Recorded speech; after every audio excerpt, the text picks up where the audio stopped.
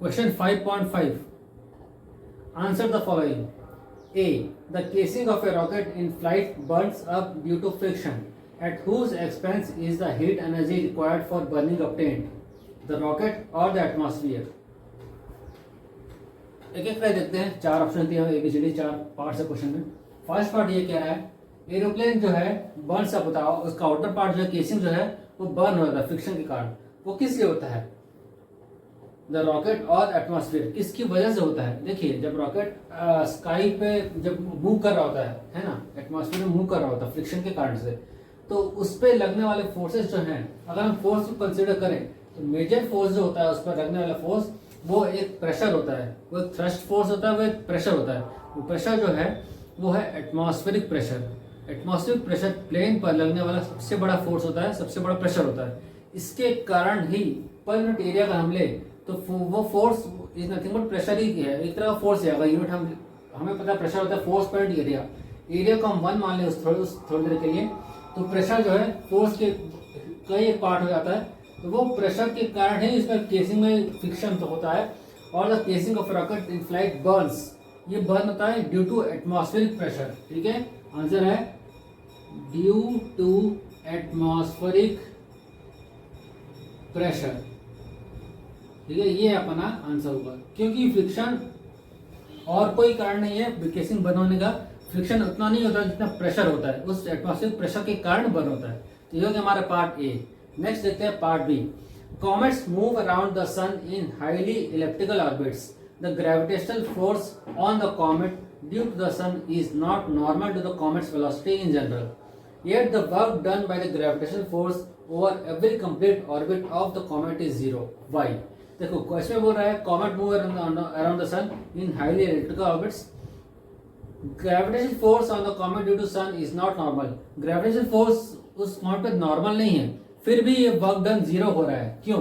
क्योंकि हमें पता है gravitational force is conservative in nature. ये हमें ध्यान रखना है, कंजर्वेटिव इन नेचर मतलब ग्रेविटेशन फोर्स जो होता है वो एक कंजर्वेटिव फोर्स है, जिसकी वजह से इस पर लगने वाला जो कंजर्वेटिव फोर्स होता है वो उसका work done of conservative force over cyclic path. ठीक है, ये साइक्लिक पाथ है, तो इसमें जो वर्क डन होता है वो होता है जीरो। ये हमें याद रखना है। Work done in a close cyclic path और work done of a conservative force. Conservative force क्या होता है?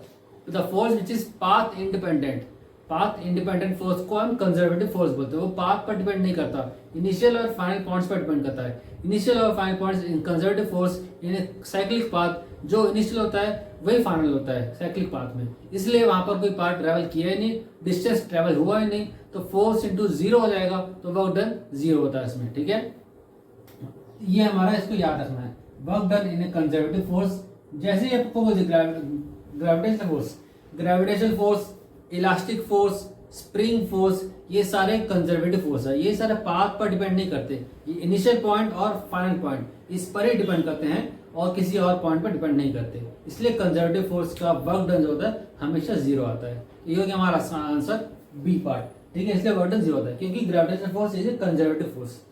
Next, an artificial satellite orbiting the earth in very thin atmosphere loses its energy gradually due to dissipation against atmospheric resistance, however small. Why then does its speed increase progressively as it comes closer and closer to earth?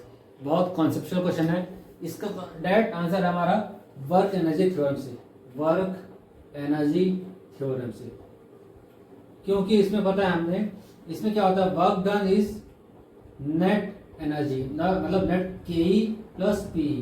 ठीक है, work done होता है के E plus P. जब कोई orbit, कोई satellite अर्थ के चारों ओर घूम रहा होता है तो उसके कारण ये पोटेंशियल एनर्जी होती है इसकी। और जैसे क्वेश्चन में बोला है एनर्जी डिक्रीज होती है। एनर्जी कौन सी डिक्रीज हुई? हमने कहा ग्रेविटेशनल पोटेंशियल एनर्जी होती है, तो ग्रेविटेशनल पोटेंशियल एनर्जी डिक्रीज हुई। ये एनर्जी डिक्रीज होगी तो ऑटोमेटिकली ये तो इंक्रीज होगा ना, इसको बैलेंस बनाए रखने के लिए। जब potential energy decreases, kinetic energy increases. ठीक है, so as to maintain the total mechanical energy. और इस प्रकार इसलिए जब ये एनर्जी डिक्रीज होती है, जब ये ऑर्बिट में अंदर आता है अर्थ की तरफ, इसका स्पीड इंक्रीज होता है। क्यों? क्योंकि काइनेटिक एनर्जी इंक्रीज हो रही है, या वाइस वर्सा, क्योंकि इसकी स्पीड इंक्रीज हो रही है इसलिए इसकी काइनेटिक एनर्जी इंक्रीज हो रही है। क्यों ऐसा हो रहा है? क्योंकि क्वेश्चन में दिया हुआ है एक टाइम पर ऐसा होता है, भले थोड़े अमाउंट के लिए सही, बट एनर्जी डिक्रीज हो रही है। वो कौन सी एनर्जी डिक्रीज हो रही है? ग्रेविटेशनल पोटेंशियल एनर्जी डिक्रीज हो रही है। इसके कारण काइनेटिक एनर्जी इंक्रीज हो रही है। इसके कारण आपका स्पीड जो है, जैसे जैसे ऑर्बिट के पास आ रहा है, आपके पास इसका स्पीड बढ़ता चला जाता है। यही क्वेश्चन था हमारा, ठीक है। तो ये हो गया हमारा आंसर पार्ट सी का। नेक्स्ट देखते हैं पार्ट डी। पार्ट डी में क्वेश्चन दिया हुआ है, in figure the man walks 2 metre carrying a mass of 15 kg on his hands, और फिगर दिया हुआ ही walks the same distance pulling the rope behind him, the rope goes over pulley and a mass of 15 kg hangs at its other end, in which case is the work done greater। बहुत simple conceptual है, ये logical question है, ठीक है।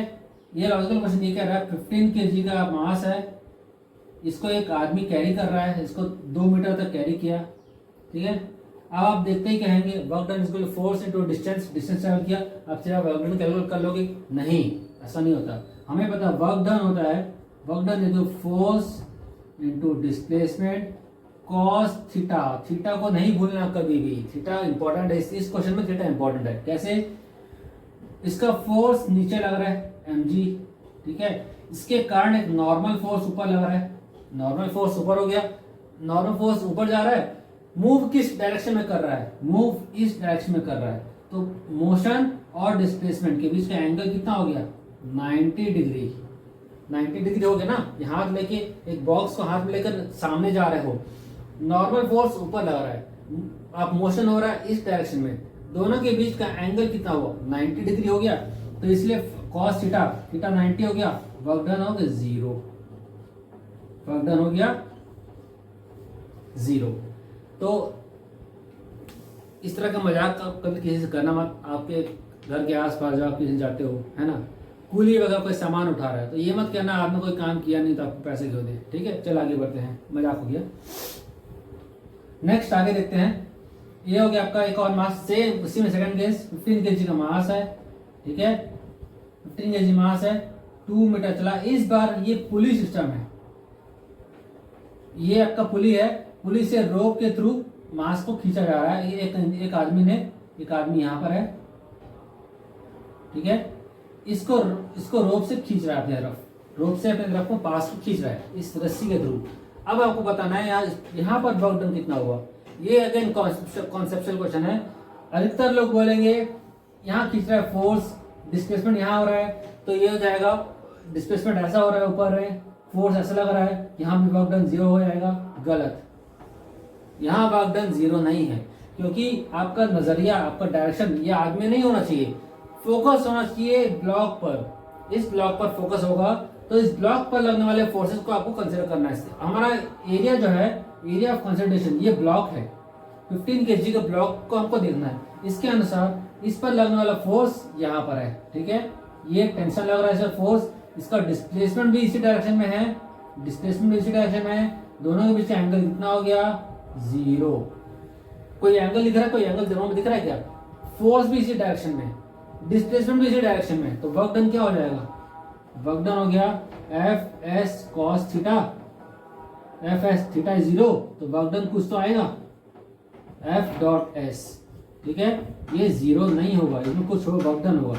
According to question which work done is greater? Second case का work done greater है, इसमें 0 आ रहा है क्योंकि दोनों के बीच का एंगल थीटा 90 है, इसमें थीटा का एंगल 0 है, तो इसमें वर्क डन है, ये ग्रेटर है, ठीक है। तो ये हो गया हमारा क्वेश्चन 5.5। Next question 5.6।